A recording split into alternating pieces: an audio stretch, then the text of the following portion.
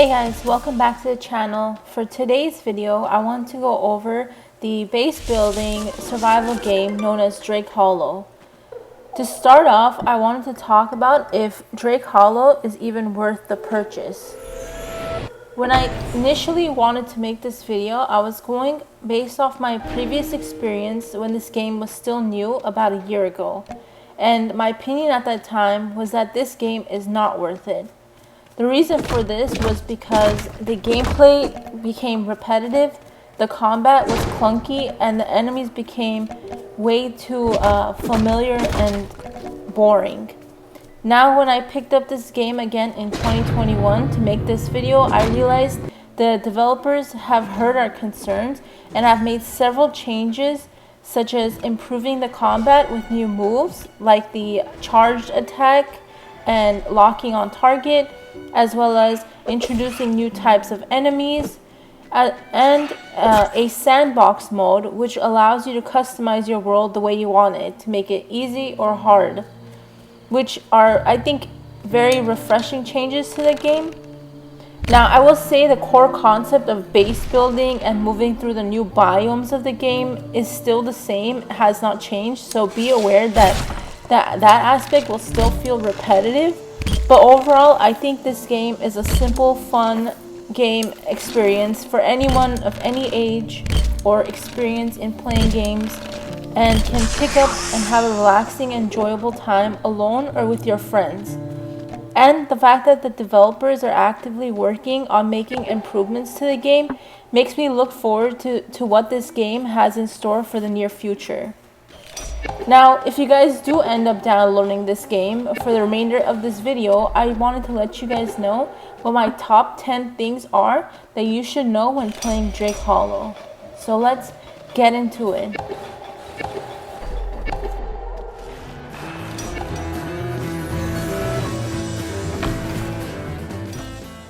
Holding down the collect button will auto-collect all the loot. You do not need to individually pick up each item.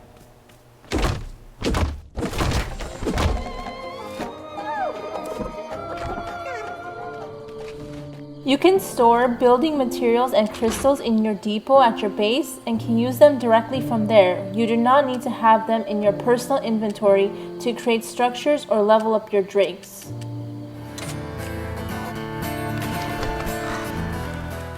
Waypoints are your best mode of travel, so you want to set them up as soon as possible. Also, that allows supplies from supply trucks to be delivered directly to your base.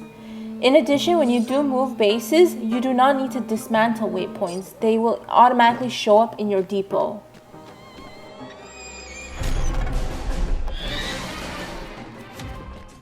You will want to have the Dousing Rod in your inventory when you go exploring, as it shows all collectibles around you for a limited time.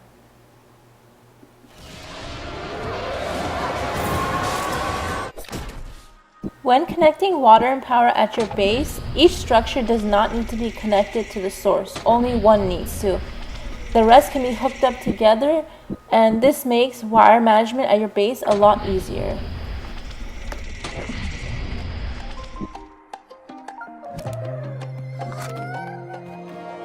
Make sure to visit the lighthouse in each region that you are in, as it will reveal all the hibernating drakes that are on your map.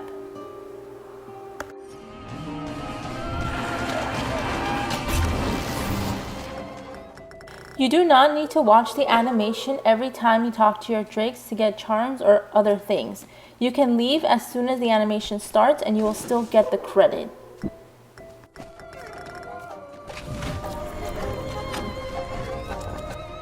You can use the inspect mode to see what crystals each drake needs and see how many of those crystals you actually have in your inventory. This is so you are not playing a guessing game and talking to each drake for no reason.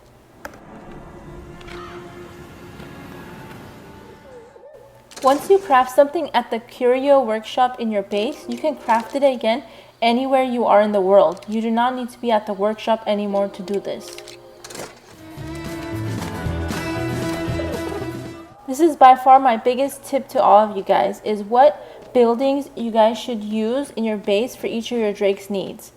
All these things, they unlock at different levels of your camp, so I recommend using the most basic building you can use until you can get these unlocked, as these are the most reasonable in the amount of resources they use, and they also are automated, so all you do is build them, either hook up water power, and your drakes pretty much do everything themselves.